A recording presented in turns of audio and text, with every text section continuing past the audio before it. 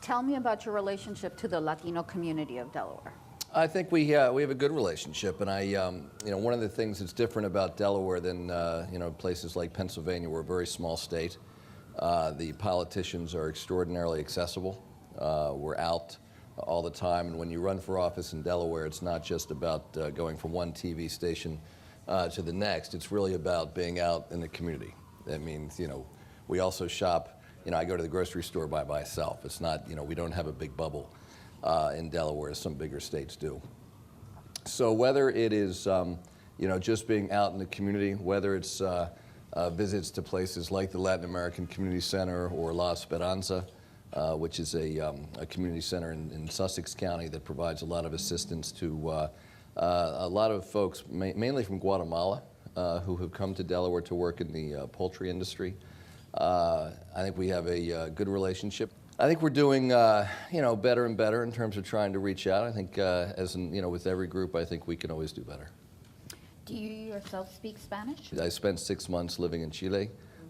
In 1983-84, I worked there for an American bank, but it was just obviously a tremendous opportunity. Esta semana yo tuve una reunión con probablemente 10 representantes del gobierno de Chile, de una región en Chile, y en esta reunión yo hablé en español durante toda esta reunión. Yo puedo hablar mejor que yo puedo entender, pero yo sé que es muy difícil para ustedes escucharme hablar en español y por eso yo hablo en inglés.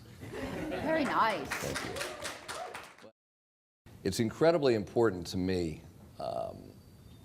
that we recognize that our future prosperity is largely connected with our ability to do business with people all over the world. And so for this reason, 2 years ago, we started an initiative that I'm very proud of. We've opened up, and over a 3 or 4 year period, we're going to open up 20 world language immersion schools.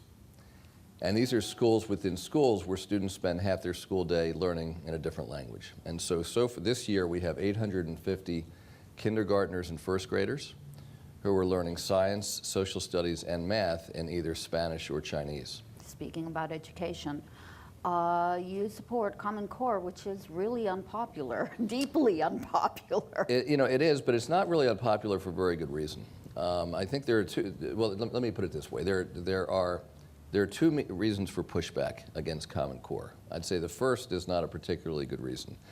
There are people who really just, think this is some kind of political agenda.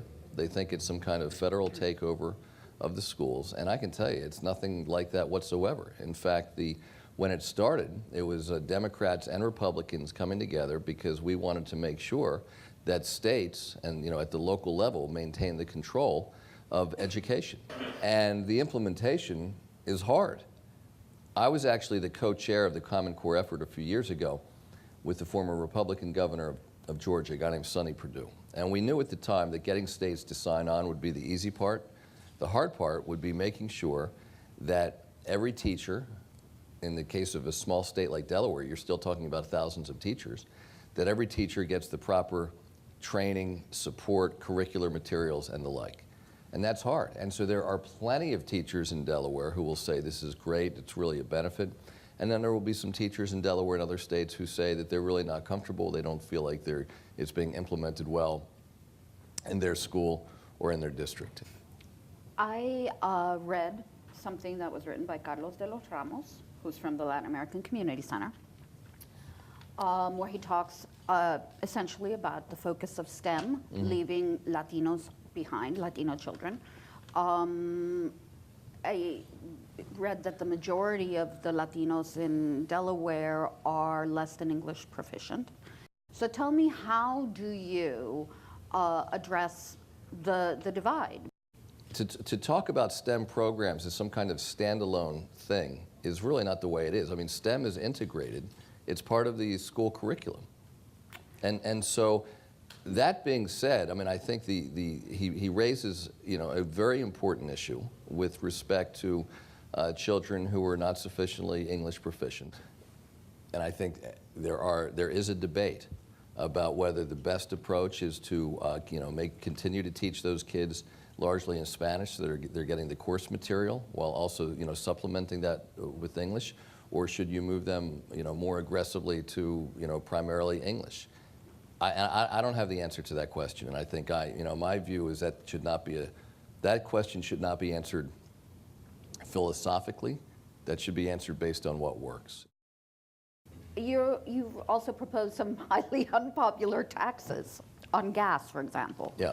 Which, again, there's this odd sort of dichotomy where, like, Republicans are dissing you about this because I've read them say that you're not holding the corporations accountable enough. The taxpayer is paying, but the corporations that polluted, like, for example, there are two different issues. The clean water one, right. For example. Yeah, so two different ones. And so one is the investment in transportation. So the bottom line is we need to continue to invest in our roads and bridges. We have to do so for reasons of public safety, to reduce congestion, and for economic development. One of the things that businesses care about when they're deciding where they're going to invest, one of the things has to do with the quality of the roads and bridges. And the bottom line is that no industry can possibly be successful if it has expenses that grow with inflation and it has revenues that don't. And so the last time the gas tax was increased was in 1995. $1 in 1995 is worth 65 cents today. And it's not as though you can make up for, in volume, what you lose out to inflation, because people are driving more fuel-efficient vehicles. They are buying less gas, so they're paying less gas tax. So Pennsylvania just managed to do a massive increase in their gas tax to up to almost 61 cents a gallon. Maryland just increased theirs to 43.5 cents. And so I'm proposing an increase from 23 cents to 33 cents. It's certainly not a way to win a popularity contest, but we're not elected to win a popularity contest. We're elected to be thoughtful about the challenges facing our states. And I don't particularly want to be in a state where our neighbors, our competitors, are all investing in their infrastructure and we're not. And so we have a choice, and if the choice is to do nothing, there are going to be consequences to that. And so similarly on the water side, we need to do a much better job in terms of cleaning up our water. 94% of our waterways are polluted. And so, when you know that fact and you know how to fix it up, you ought to do something about it. I understand nobody wants to pay for this stuff.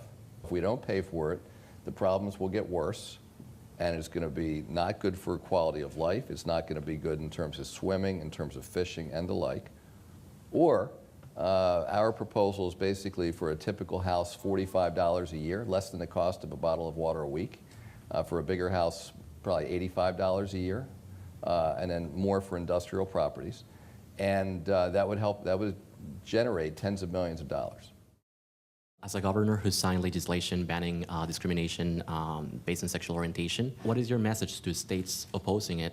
And what do you think is the next frontier when it comes to LGBT issues and equality? Well, the one thing I know for sure is that great businesses want to hire the very best people, and they don't care if those great people are black or white or Hispanic or Asian. They don't care if they're male or female. They don't care if they're straight or gay.